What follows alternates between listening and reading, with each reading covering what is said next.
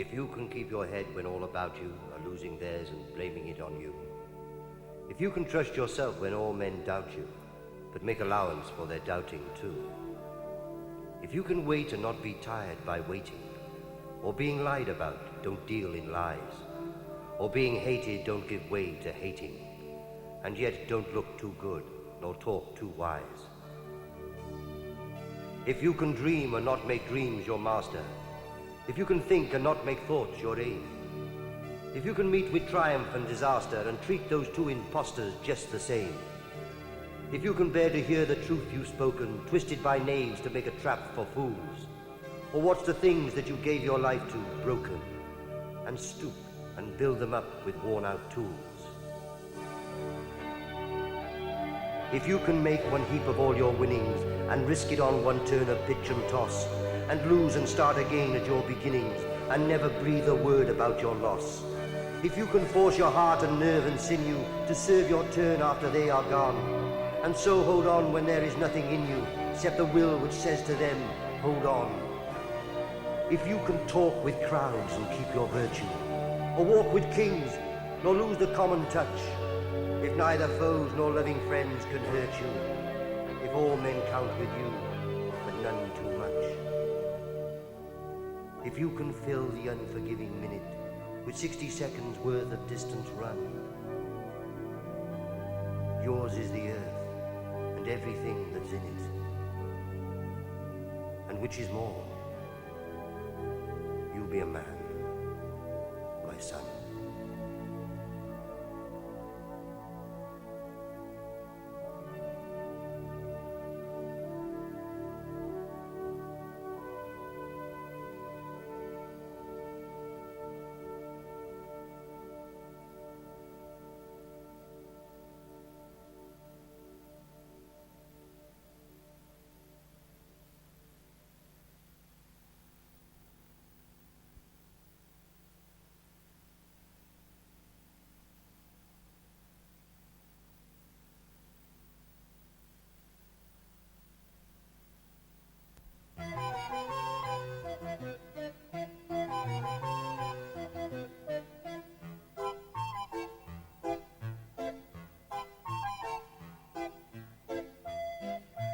Under a spreading chestnut tree, the village smithy stands.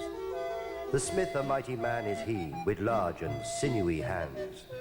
And the muscles of his brawny arms are strong as iron bands. His hair is crisp and black and long. His face is like the tan. His brow is wet with honest sweat. He earns whate'er he can, and looks the whole world in the face, for he owes not any man. Week in, week out, from morn till night, you can hear his bellows blow. You can hear him swing his heavy sledge with measured beat and slow, like a sexton ringing the village bell when the evening sun is low.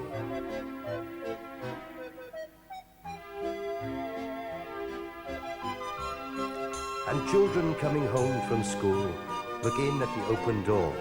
They love to see the flaming forge and hear the bellows roar, and catch the burning sparks that fly like chaff from the threshing floor.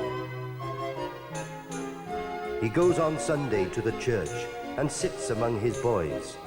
He hears the parson pray and preach, and hears his daughter's voice singing in the village choir, and it makes his heart rejoice. It sounds to him like her mother's voice singing in paradise. He needs must think of her once more, how in the grave she lies, and with his hard, rough hands he wipes a tear out of his eyes. Toiling, rejoicing, sorrowing, onward through life he goes. Each morning sees some task begin, each evening sees its close. Something attempted, something done, has earned a night's repose. Thanks. Thanks to thee, my worthy friend, for the lesson thou hast taught. Thus at the flaming forge of life, our fortunes must be wrought.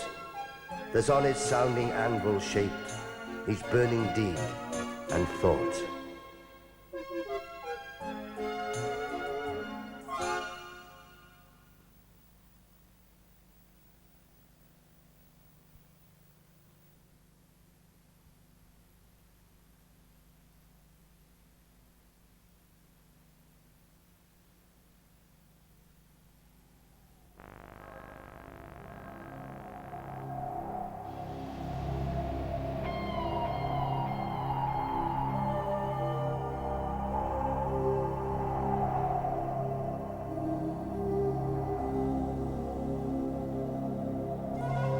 I must go down to the seas again, to the lonely sea and the sky.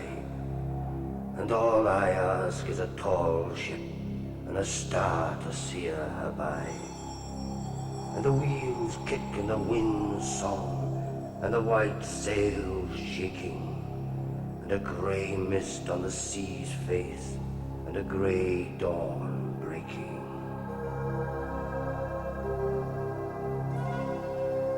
I must go down to the seas again, for the call of the running tide is a wild call and a clear call that may not be denied.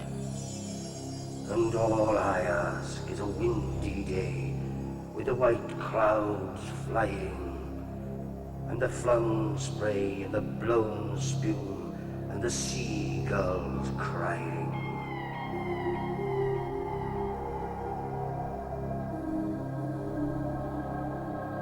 I must go down to the sea again, to the vagrant gypsy life, to the gull's way and the whale's way, where the wind's like a whetted knife. And all I ask is a merry yarn from a laughing fellow rover, and quiet sleep and sweet dream when the long trick's over.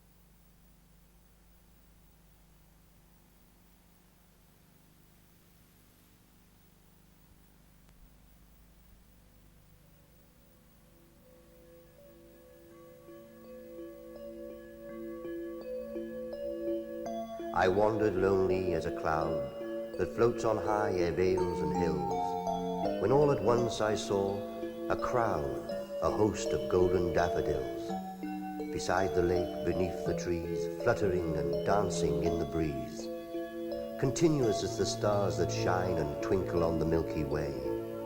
They stretched in never-ending line along the margin of a bay. 10,000 saw I at a glance, tossing their heads in sprightly dance. The waves beside them danced, but they outdid the sparkling waves in glee. A poet could not but be gay in such a jocund company.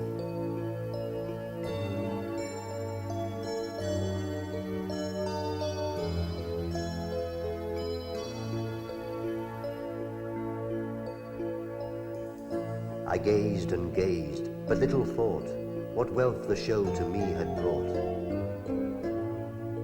For oft when on my couch I lie, in vacant or in pensive mood, they flash upon that inward eye, which is the bliss of solitude.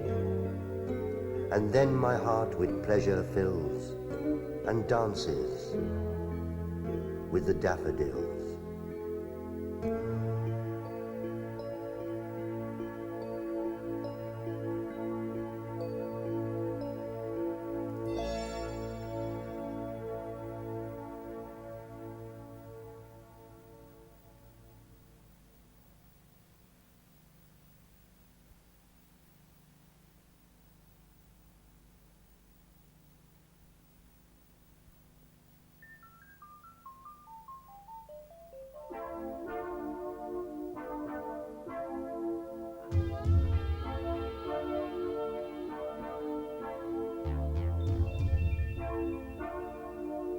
The world's a stage, and all the men and women merely players.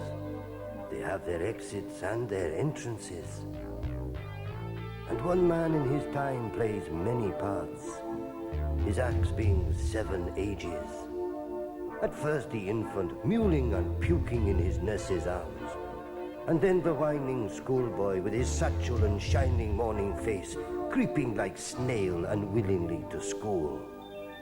And then the lover, sighing like furnace with a woeful ballad made to his mistress' eyebrow. Then a soldier, full of strange oaths and bearded like the pard, jealous in honor, sudden and quick in quarrels, seeking the bubbled reputation even in the cannon's mouth. And then the justice, in fair round belly with good capon line, with eyes severe and beard of formal cut, full of wise saws and modern instances. And so he plays his part. The sixth age shifts into the lean and slippered pantaloon, with spectacles on nose and pouch on side, his youthful hose well saved, a world too wide for his shrunk shank, and his big manly voice turning again towards childish treble, pipes and whistles in his sound. Last scene of all, that ends this strange eventful history, his second childishness and mere oblivion. Sans teeth, sans eyes, sans taste, sans